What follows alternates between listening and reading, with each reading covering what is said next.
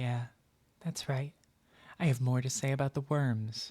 I have been cursed for my hubris, and my work will never be finished.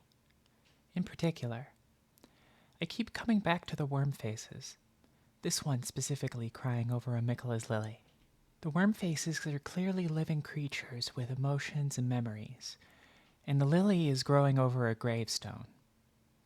I think this is why I feel so strongly that Miquella is tied to the worms in the first place. That it all started here with this one lonely grave and its sole mourner. This brings up another question I haven't seen answered yet, which is why? Why are they uprooted in the first place? It's not unusual to think of living beings, especially shamans, as trees at this point. So why are some of them uprooting themselves? Why are they specifically concentrated in Leyendell and Faramazula?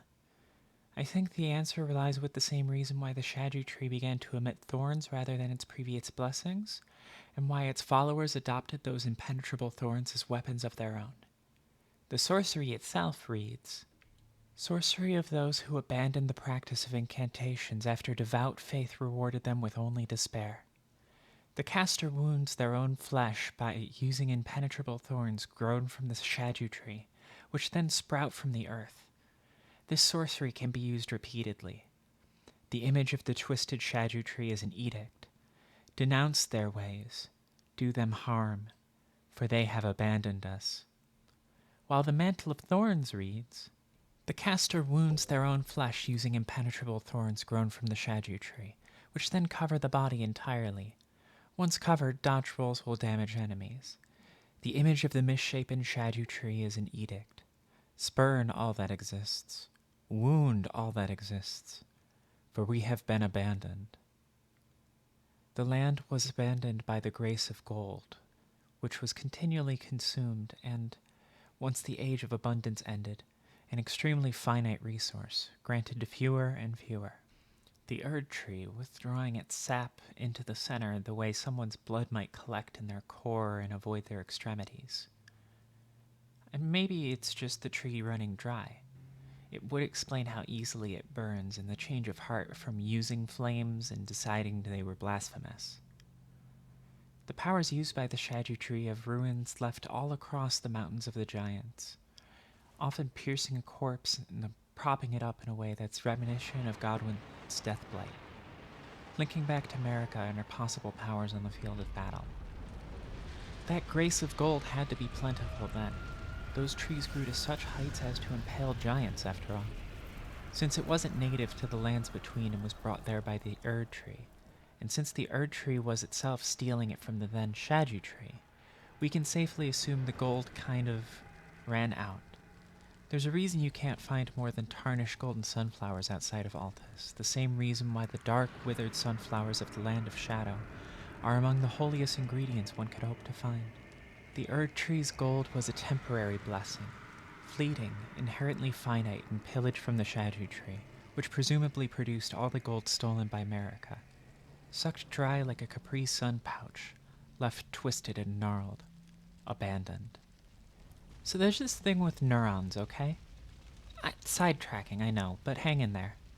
Anyways, neurons. They grow if they have an existing connection and the chemical fuel to substantiate their connection, which can only be replenished and stabilized once the circuit's hardware is completed. If you're out of mental juice or have ADHD like me, or possibly both, your neurons just won't form. They'll wiggle around, unable to find a connection, lacking the similar building blocks they need to reach, and eventually they'll depolymerize down into monomers, wiggling around all worm-like, similar to those quantum worm trees. What's more, their growth is indirectly determined by membrane tension, which would inevitably increase if the monomer supply dried up, limiting neuron growth and leaving more little worm trees to dangle in the breeze. I think the Wormfaces themselves are proof that the world is running out of gold in general. Think about where they're found, around the Altus Plateau and Faramazula, both places where gold and or ancient ruins are plentiful. The Wormfaces have run out of fuel to live in the ground, which is why they're uprooted. That longing for lost abundance, that appears to be the only thing guiding them. I suppose that's why the Wormface was weeping, wasn't it? Nostalgia for an age when you could just be a plant, without having to worry about finding your own food. Maybe they even have a connection to Godwin and to Miquella through him. They do spew out deathblight after all. I think they were like the worms from the worm video, but without sufficient current to drive them sustainably. That's why their worm-like appendages were uprooted and moved towards more fertile grounds, only to find those too were fallow. That I think is the core of Marika's sin. She stole gold from a tree that produced it for countless generations, and she did so in a way that made her consumption of its gold unsustainable. This is what makes Miquella so remarkable, as the only example of unalloyed gold, refined from impure gold shining in the eyes of all the demigods and Marika Radagon themselves. This is why Miquella goes off to try and start his own tree, being even more suited for it than Marika, and having doubtless seen the evidence of her sin, and the temporary age of abundance that it brought. Notably separate from the great tree's root network to which the Erd tree is attached. Interesting that you can't find any Wormfaces there. Maybe they already know Miquella abandoned the Halig tree? Who knows? Either way, much like Neurons, the Wormfaces seek to plant themselves in gold-rich soil once more. To the best of my knowledge, there are no endings that produce more gold for the worm trees, so I suppose they will suffer their ends peacefully when Rani starts her Age of Stars in the best-case scenario. No more divinity to soak up from the very earth. A being dependent on that could never be sustained in such a world. So, ultimately, Marika's sin, on top of consorting with the Serpent, was the theft of gold itself, the material by which she defined herself, from her own homeland, presumably as an act of final revenge against the Hornsent and their previously unfettered access to divinity due to uncountable atrocities of their own. This power, brought from the stars and passed around from tree to tree, is finite. Everything that happens in Elden Ring is a sign that its source is utterly exhausted, and the broken rune of abundance is one last insult to any thought that it might exist in some form yet. Everything points to this central sin and the horrible consequences that it precipitated among the innocent creatures living in the lands between, on top of the dubiously justified ones suffered by the Hornsent in the lands of shadow. This sin created Marika's curse, which is the truth, that gold is an extremely finite resource which is now running out, and conquest was the only way she ever had any to begin with. The signs go all the way down to the Wormfaces. She is completely out of gold, even in the capital city's outskirts. Order was seemingly instituted to preserve that which remained, which is why she was so concerned about those who became tarnished as well as the loss of Godwin, both of which represented the loss of gold in the same way the omens reminded her of her original sin by growing horns like the Hornsent. She wasn't as lucky the second time, dealing with the Elden beast for order. Proof in crucifixion and eventual enswordening. This is why all that remains are relics of bygone ages of abundance and even sustenance. It's been a long time since the first burning of the Erd tree in order to reach the truth of gold. She's already charcoal by the time we meet her, but this isn't the first time ash piled up in Leyendell. She was likely burned for a long time, possibly for as long as she sought reunion with Radagon to free herself, as they do during his fight with you. No sap left to fuel the lands she was responsible for. No more gold. That's why the Wormfaces are like that. Go put that in a lore wiki page, why don't you? No, really, the people deserve to know the truth. What's that? What about Gnosticism? Archons? Fine. Archons. According to Gnosticism, which the Soulsborne series is known for referencing, Archons are responsible for making up absolutely everything. They are the wormy building blocks of the physical universe, in other words. The number of Archons differs from account to account, but the point being that these worms are fundamental to the very fabric of the world and would be reflected in fractals of power exchanges, like the one between the Erd tree and the Shadri tree, the same way tubulin is reflected in the structure and growth patterns of neurons, or really any cell undergoing mitosis. This is why they seek out sources of gold, or places where duels occur, those being sources of arc runes, which is more gold-seeking behavior. Gold is their driving force, and it's running out of the whole lands between. It never belonged there to begin with. From the beginning, it was pillaged, stolen from the place which would become the lands of shadow. This is why Miquella, whose quest began with the Halig tree, would see it end with Moog in the lands of shadow. He was seeking the origins of gold, going deep into his own blood, in order to better understand himself as well as the Golden Order, trying to reproduce what Marika did, but with the modification that he abandoned his flesh first, presumably in an effort to avoid the same cursed fate following ascension to the Divine Gate. He was separating himself from the worms that he's made of, the worms which would be amplified upon apotheosis into great blasphemous serpents capable of devouring even the very gods. The same sort of serpent which is explicitly called base, as in fundamental to all things, as well as indicating that it dwells in the abyss.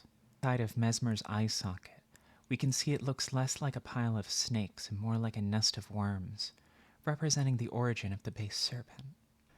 Everything alive is made of tubes, considering tubulin is required for cell division, and so we can say just about everything is made of worms. Ascending to godhood would elevate even the bacteria on the bottom of your shoes, much less a major component of your entire body. This is why we can see the worms acting like trees in the lands between, and this too is why the Wormfaces that seek gold find themselves without a place to grow roots. They require a source of gold that just wasn't sustainable in order to survive, so they find themselves abandoned by grace, much like the practitioners of the Shadu Tree incantations before, when their faith was rewarded by despair. This is why a seal representing an incredible fortune of runes was used to placate the base serpent. Our very bodies are made of the same tubes that were elevated to become worms and serpents alike. The proof is in your very cell nuclei, driving the DNA segregation step of cell division. Remember this? Why is the head made of gold but not any other part? Why is they filled with brains? Is my brain made of worms? Is every brain made of worms? Hey, where did these... Is that a dragon? That's what I meant. The tubes in your brain act like worms the very same way that those worms evolved into dragons and worms, with a Y. It's all fractals all the way down. The very same fundamental facet of biology that allows us to exist as multicellular organisms requires tubulin to function. At every step of the ecological tree, we can see evidence of the tubes, all extending protuberantly like grasping fingers. The only reason we don't see worm faces in our world, I would say, is the core difference that the grace of gold makes. Thus why I believe it is not only their fuel, but also that their uprooting and wandering around is a sign of said fuel running out. This would indicate that the point of the Age of Order is to preserve what gold still remains even more tightly than the original Golden Order was doing, with the Age of Duskborn representing a sort of comfort with the slow, gradual loss of gold from the world, and the blessing of despair ending instead serving as a corruption which spreads throughout even the grace of gold. Gold in this case seems to be analogous to life force itself, specifically the life force of the gods. Marika had all of her children in an effort to perpetuate the golden lineage, and her favorite children had high concentrations of gold from birth. She keeps trying to preserve the blessing despite the fact that it comes with its own curse. Deep in the abyssal woods, in the place torrent dares not tread, a manifestation of the fractured greater will burns away all differences, all dividing lines between individuals and gods. A piece of the greater will that regrets its mistake, while the rest of it seeks to perpetuate itself even to the point of living rot. I wonder if it burns hotter as the grace of gold is consolidated. It would make sense, with gold being very highly conductive and the rest that divides lives from each other as flammable as a desiccated tree. Every sin, every curse, every one born of the mistake. And so what was borrowed must be returned, melted all away with the yellow chaos flame, until all is one again. Sorry, where was I going with this? Oh, right. The grace of gold basically acts as this sort of amplifier and medium for the preservation of life force. Since gold cannot tarnish, anyone who does is automatically ruled as unfit, and is likely to be hunted down in Marika's name to preserve the illusion that gold is as eternal as the night. Living creatures such as the worm trees or the Wormfaces exist purely as a manifestation of gold's use with regards to life force. Come to think of it, it's probably been like this the entire time from the moment of Marika's first sin. She was likely trying to preserve what was left of her village before it was annihilated, given the growing minor Erdtree within line of sight of all the now empty houses. Imagine fetching eternal life only to find everyone you fought to preserve already inside the jars you tried to keep them out of. Their silvery flesh already gouged and stuck together in order to grow more trees even after you found a way to grow them without the unnecessary loss of life. What grief she must have felt in that moment, frozen and amplified throughout her entire reign. And just like her grief, every ounce of her was blown up to monstrous proportions, even the wriggling worms that make up her head.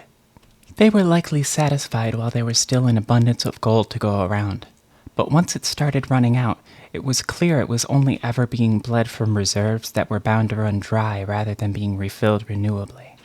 Much like the many minor Erdtrees springing up throughout the lands between, the existence of the Wormfaces themselves is a sign that the grace of gold which sustains the Erdtree is finite and close to depletion. It only makes sense that her avatar in the world she created by stealing gold from the Shadru tree would become a scholar of fundamentalism, as he is basically a living manifestation of the desire to collect and preserve all memories, including those etched in gold.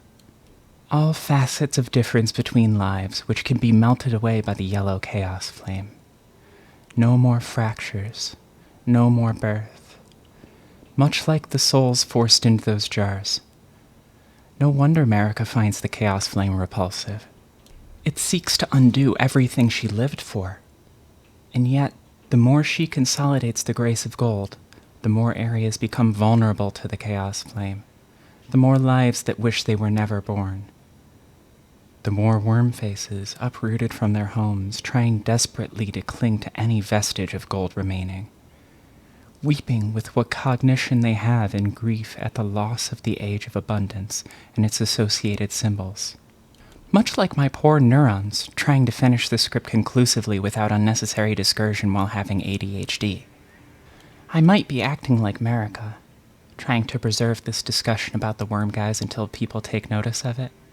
I'm sure it wasn't all that surprising of a revelation that the grace of gold is running out.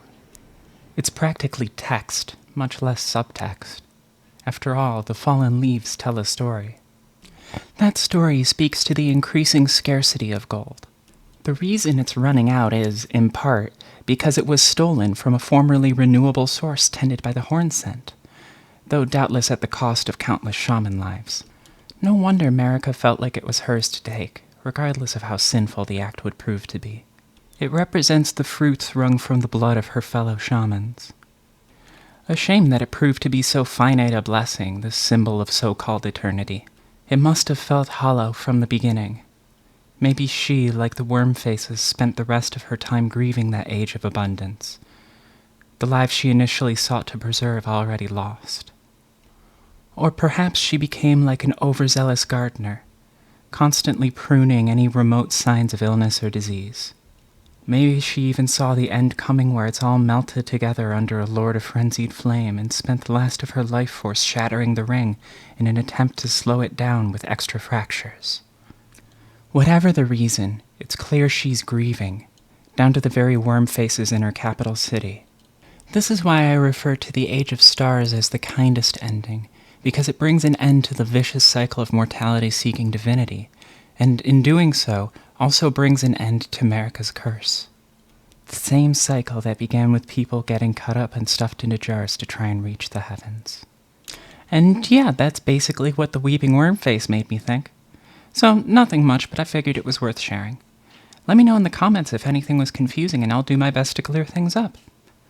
Special thank you to Ohm, who helped me proofread the script and edited the video. Be sure to check out our work using the link in the description if you're interested. And thank you for watching, especially if you've been here since the first worm video. I hope this brings an end to the cycle of eternally making worm videos. And I hope you enjoy the rest of your day.